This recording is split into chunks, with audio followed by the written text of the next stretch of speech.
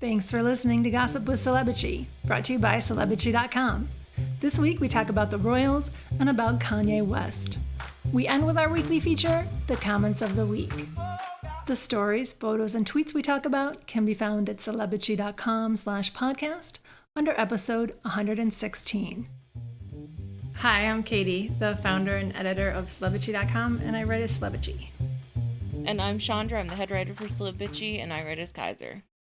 So we're going to be off next week because my son has an event for school and we have to travel for that. So we'll be back on March 5th. Yes. Yeah. Say something. Don't make me keep talking. Well, I'm like, oh, does she want me to fight about the calendar? I don't know. No, we got this. We moved on from that. I do have that spooky wind again at my house, so if that comes through. Well, the roosters were screaming about 10 minutes ago, but I think they're quiet now. Maybe they're napping. They'll come back. They come every time. I always hear them. So we're looking for a new writer because Oya got a full-time job, so she's not working with us anymore, and we miss her. She's still following us on Twitter and like tweeting us constantly. It was nice. Yeah, I mean, she didn't leave or anything. She just got a real job, you know. This is a real job. This is a job where, you know, it's just a couple posts a night. It's not a full-time job. It's very much a part-time job. We're looking for somebody to write 2 stories a night, and that would be from Sunday night through Thursday night. And we'll send you the leads. But it helps if we know you and if, you know, we get to know you. So if you'd like to apply, just send us a cover letter with samples of your work to info@celebrity.com. This pays by the post, to be clear, so it's not by the word. So in your email, let us know your favorite shows, including what you're watching now, and your favorite celebrities. And also, I might not get back to you because a few years ago, I don't like saying no, and I was kind about it, but I had some issues with people, so I don't get back, you know, no offense. But and it helps if you read us and know our format and stuff like that. Yeah. So I saw The Eyes of Tammy Faye. I rented it on Vudu. Yeah, I rented it when it first came out on streaming, and I loved it. I was shocked at how good it was and how much I enjoyed it. We've talked about it before, and I thought you might be overselling it because you have like a higher tolerance for shows than I do. But it was very good, and it had so much good retro nostalgia too, because we lived in that time, you know. And Jessica Chastain, man, she killed it. She's awesome. Yeah, I went in with very low expectations. I thought it was just going to be like all about the makeup or hair, and I thought it was going to just make fun of Tammy Faye as much as, you know, everyone else has. Yeah. It was appropriately sympathetic to her, I thought. Yeah, you really got her motivation. Yeah. Yeah, there were parts where I was like, well, she should have known better. And like, it was fair in that sense. But yeah, she was victimized by her husband too. She was, and she, you know, she knew about the money. That was the one part they didn't gloss over, where she just was like, "Oh, we're rich," you know, like. And she liked being rich. Mostly, she wanted to sing and she wanted to help people. Yeah, they made her seem really sympathetic, and she was ahead of her time for an evangelical Christian, or at least different for an evangelical Christian, because she embraced the gay community and she spoke up as a woman, and it was a good movie. I hope that Chastain wins. Yeah, Chastain was very good in it. I think she's the sleeper pick for Best Actress. She hasn't gotten a lot of heat recently, but... She never does, though. Like, Chastain just really works hard to stay under the radar in her personal life, and even when she's promoting stuff. Well, I remember when she was nominated for Zero Dark 30, I felt like she was campaigning a lot more. I just read something with her where she was talking about how she's working on a movie right now. She's playing Tammy Wynette. Oh, really? I think she's been out of LA for a few months. Therefore, she hasn't really been Oscar campaigning. Okay, that makes sense. So it's kind of a wonder that she even got nominated, because I don't think she's been doing all those events. Oh, that's too bad if that counts against her, because it really should go on the people's performances. Yeah. And I agree. And I think that if she does win, it will be because of the performance, and more than that, it will be because it's her moment, it's her time, that she's been nominated before. People feel like she deserves it. Yeah. So I watched that, and I also highly recommend Reacher on Amazon Prime. It's a series, you know, based on the books. It was fabulous. It was like great buddy show, great action, good mystery and bad guys, and it was a lot of fun. I liked it a lot. All right. Well, I'll check it out. So he's not a cop. No, it's kind of like if you mixed Sherlock Holmes with... You're really trying to sell me on this. It's fabulous, Chandra. I can't recommend it enough. All right. He's a badass hottie, but he's also really smart, and he's former military. Oh, okay. He goes around solving crimes? Well, he gets caught up in a crime in this small town. Okay. And then he helps solve a bunch of crimes, and there's this huge conspiracy. Okay. And yeah, it got renewed already. We'll have a bunch more seasons of this. Everybody loved it. It's really a good feel-good show. That's good. All right, so let's talk about the Royals. This week was crazy. You did a recap in one of your stories today, and I was like, wow, all that happened this week. Well, over the past week, yeah. Over the past 7 days. Yeah, it's been just nonstop of bullshit from the senior royals, the royals that have actually been in the UK. So last week we talked about Prince Charles testing positive for COVID after he did an event with Camilla, the British Asian Trust, and there's tons of pictures of him breathing on people.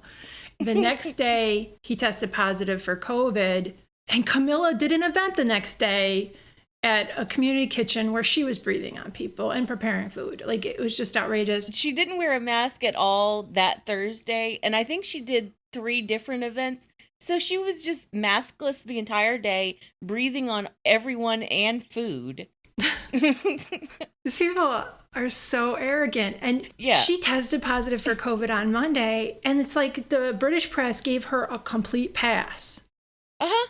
There was absolutely zero pearl clutching over why didn't you isolate as a close contact? Did you inform everyone that you met Thursday and Friday that, oh, right, you tested positive for COVID? The guy she lives with had COVID, and she couldn't even, first of all, she should have canceled her events.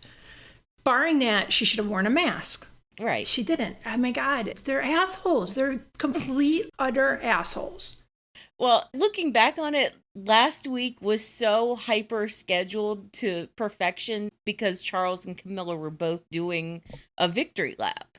Oh, for her Queen Camilla bullshit. Yeah, the Queen Camilla shit.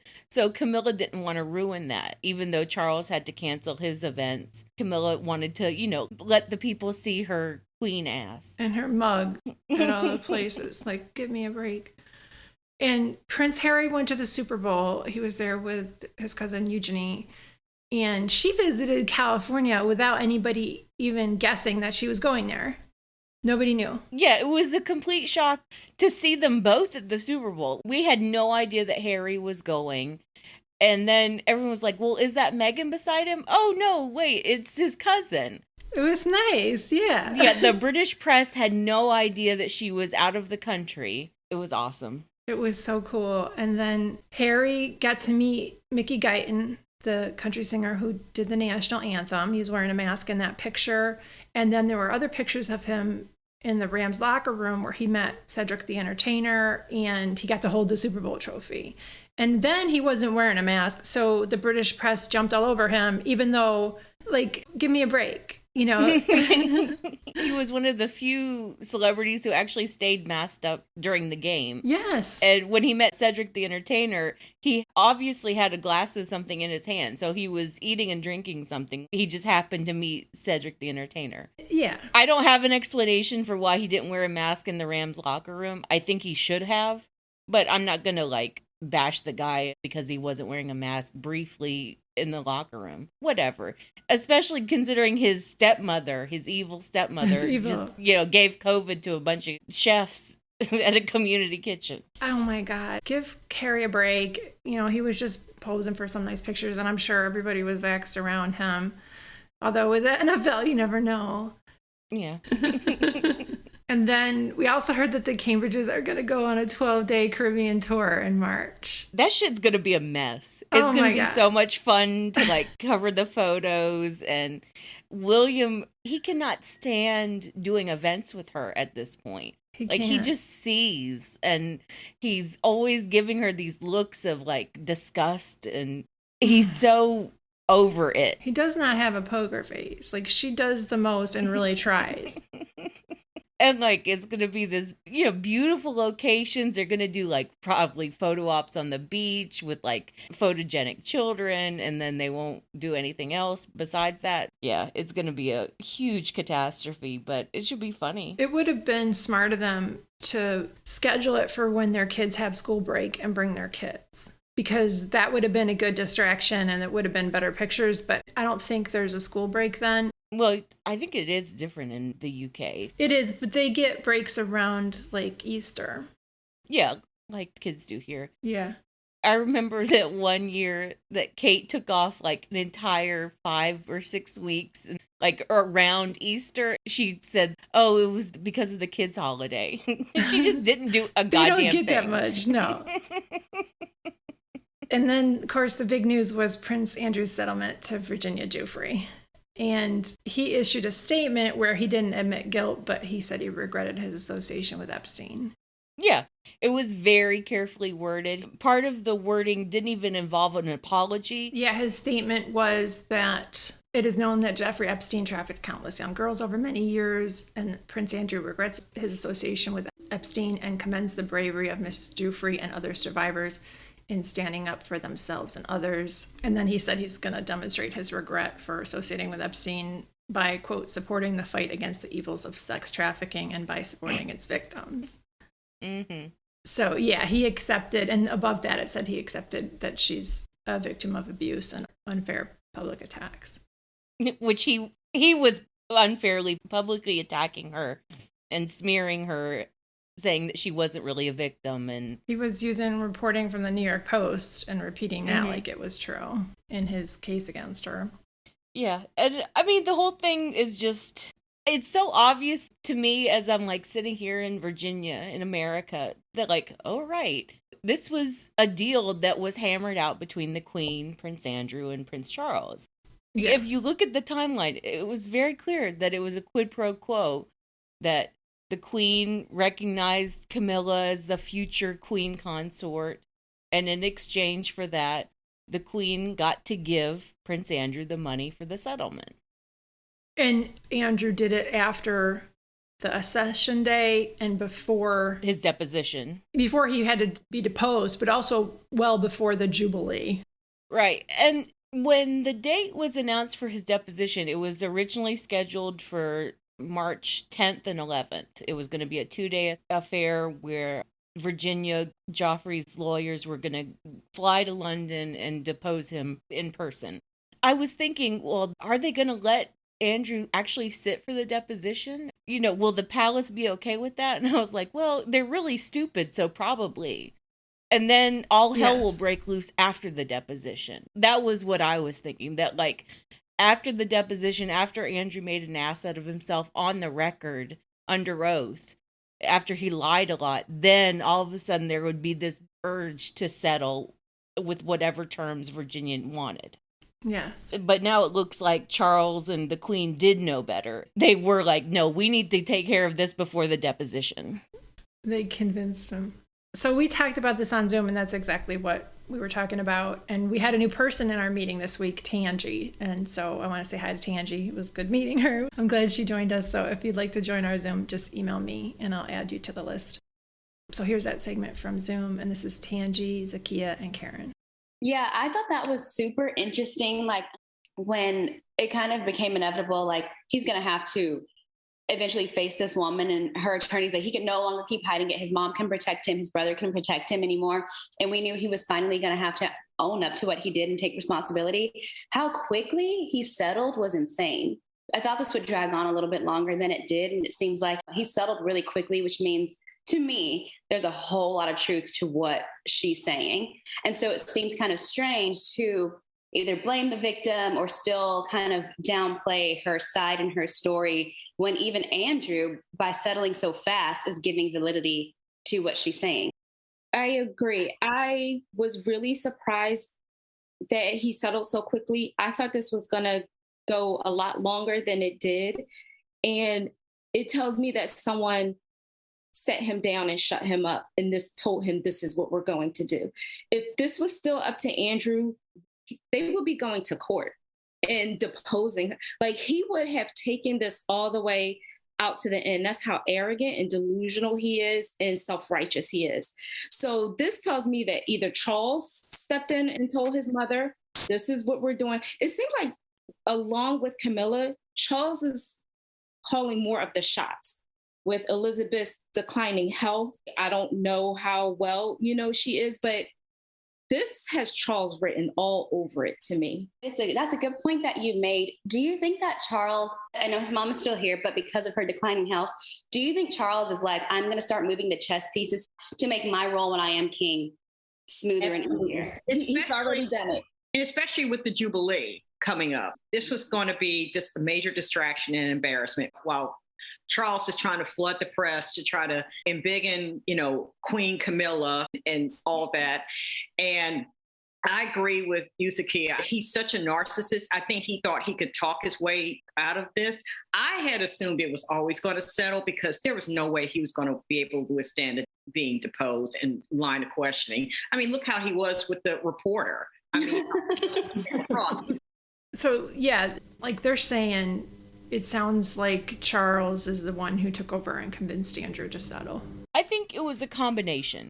Charles was the one behind the scenes pulling all of the strings. Yes. But do I think that Charles sat down with Andrew and was like, you have to settle with this woman? No. I think it was well known between the three of them that this was what was going to happen. And it was just a matter of Andrew actually getting his hands on the money, the Queen releasing the money, and what would Charles need to sign off on all of this. And I mean, remember that Charles is pretty much acting regent, but in name, he is not acting regent. Yeah, so Charles has been taken over, right, like Zakiya was saying. So it wasn't as much Charles saying it as everyone knowing it kind of had to happen, and the timing was right for everybody to get what they wanted. And I mean, the way the British media is reporting this, everything came together very quickly on and just past Accession Day. So Charles got what he wanted, Queen Consort Camilla. Yes. He signed off on the money being released to Andrew. Andrew was informed of that and contacted his lawyers and said, all right, let's get this done very, very soon. We haven't mentioned this yet, but I'm sure you've read it on the site, is that it was a reported £12 million. Yeah. And 10 million of that will go personally to Virginia and then 2 million to her foundation, which is anti-human trafficking and education and that kind of stuff. All right, let's talk about Kim and Kanye. I mean, we've talked about them before on the podcast and what's going on. Yeah, a couple of weeks ago we talked about them. And even back then, the wheels were in motion that he was already starting to harass her and stalk her. It was getting very uncomfortable. So he really ratcheted it up over the weekend. Operative word, ratchet. Yeah. I mean, I made it a verb.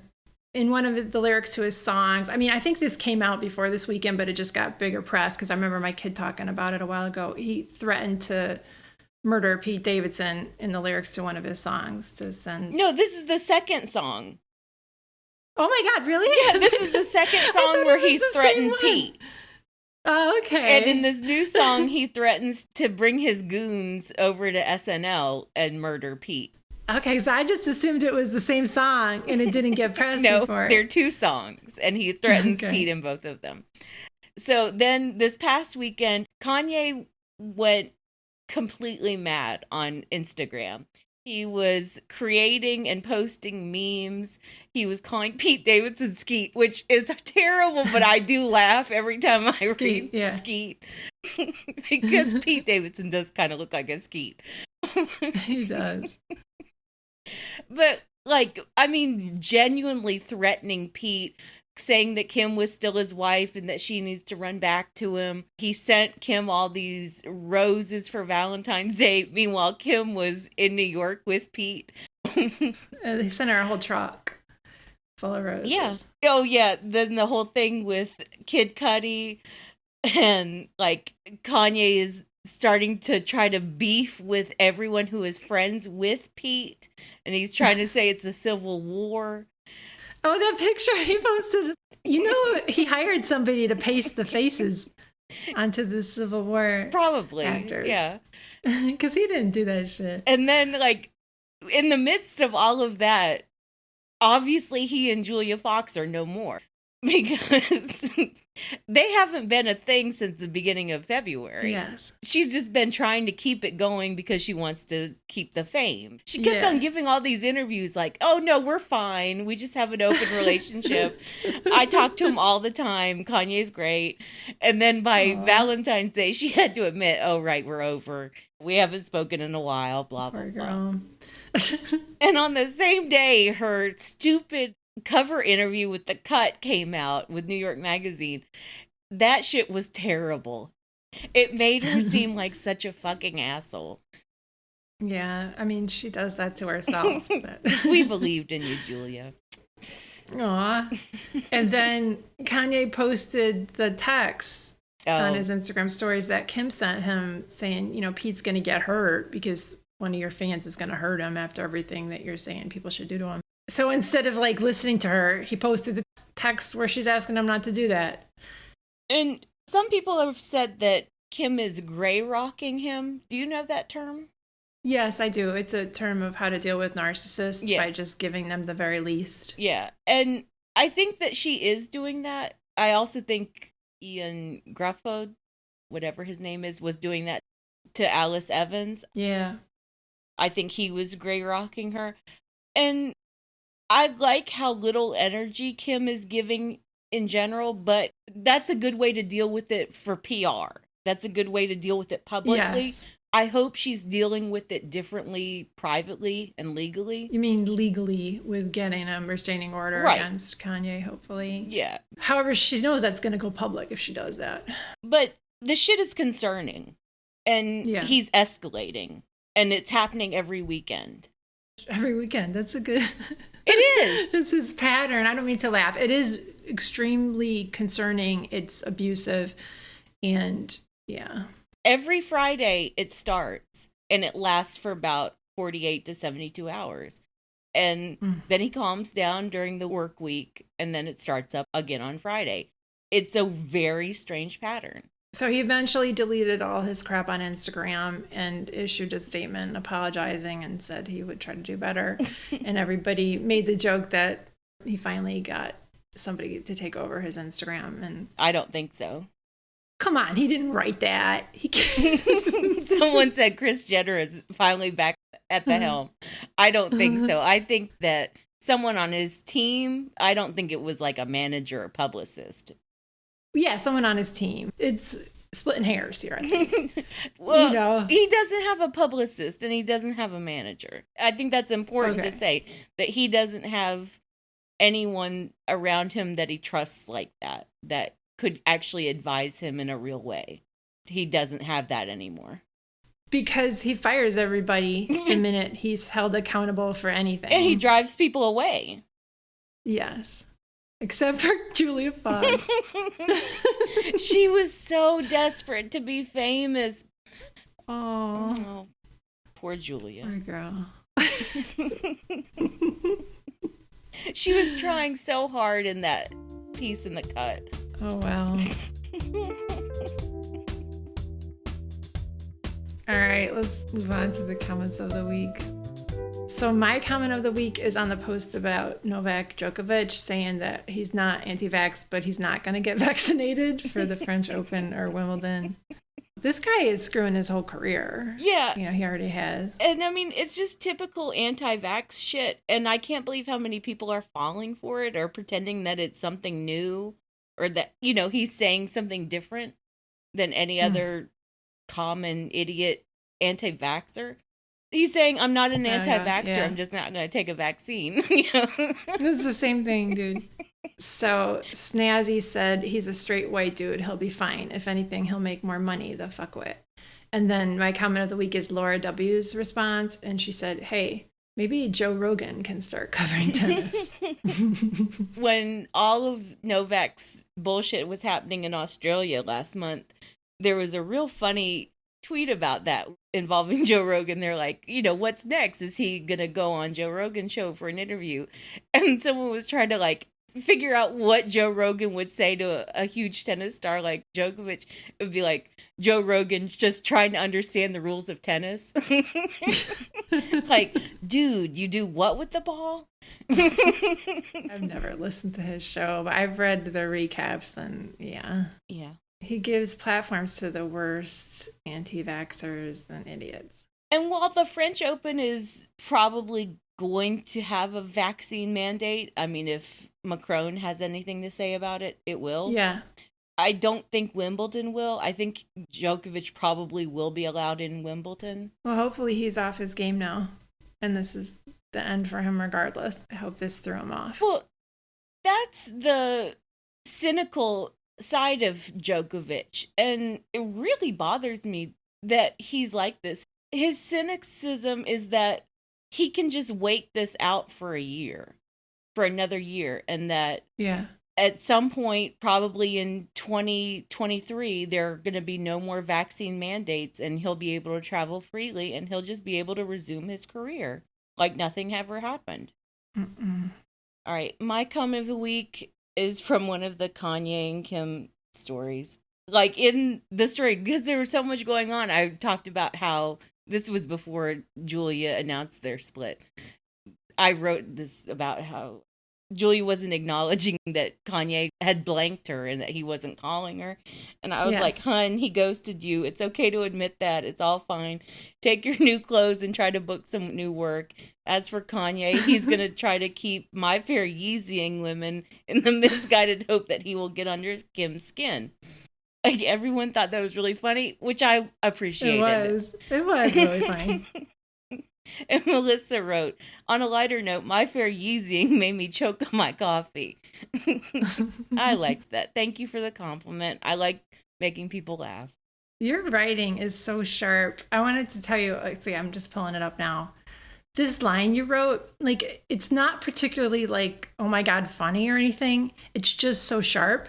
In the post about Prince Charles's foundation being investigated, you wrote, Prince Charles is going to hang this around Michael Fawcett's neck and never look back. It's such a simple sentence, right? But it's so evocative, right? And I just love that sentence. I know it's weird because it's just like this random thing you wrote kind of, but it's not. It's so true. Yeah. And I mean, that is what he's going to do. Yeah. They're going to hang this around Michael Fawcett's neck. To be fair, Michael Fawcett deserves to have this hung around his neck. Yeah, he probably wasn't the mastermind behind it, but he was implementing Charles knew everything that Michael Fawcett was doing, but Michael Fawcett was the one doing the shit. But yeah, so Michael Fawcett is going to take the blame for everything. And I mean, Charles is going to let him take the blame for everything. He's going to hang it around his neck. And this story is going to die like the one about, Camilla having COVID after she went and breathed on everybody after Charles had COVID. And we don't even know if the Queen tested for COVID. I believe that she tested positive, and that's why they're not saying. Otherwise, they'd say she tested negative. Right? Exactly. Yeah. Yeah. And then she met with people today, maskless. Everyone's just kind of like, wow, the royals are fucking crazy. And they're not saying anything about it, right? The thing about it is that I do think the Charles investigation is going to get some traction. Okay. I honestly believe that they thought they were so smart and they were going to get all this shit out in February, and that by the time the Jubilee happened, this magnificent platinum Jubilee that they're all obsessed with, they believed that by the time the Jubilee happened that everything would be fine. All the February shit would have been forgotten. Instead, it gets worse and worse and worse every week. Yeah. And they're digging their own hole with the stuff they're doing and those stories they're leaking. By the time May and June rolls around, everyone is going to be so fucking tired of everything royal. I know they're not going to do this because there's a long history, but the royals should really be over after Queen Elizabeth passes. I think they will be over in all the Commonwealth countries. They should wind them down now. That family shouldn't have that much wealth just because of their birthright. I think one of the first countries, big countries, to go after the Queen dies will be Australia. Yeah, Australia is going to go. Good. Maybe Canada. That'd be excellent. Yeah. Canada will definitely happen after Australia. I think Australia would be like the Yeah. canary in the coal mine. Yeah. All right. All right. Well, thanks for listening, bitches. Thanks, bitches. Thank you for listening to the Celebrity Podcast. Please rate, review, and subscribe wherever you listen. If you like us, please turn off your ad blocker when you visit our site. You can text us or leave a voicemail at 434-218-3219. Our music is from AA Alto, Maiden, and via Premium Beat and Sound of Picture. Thanks again.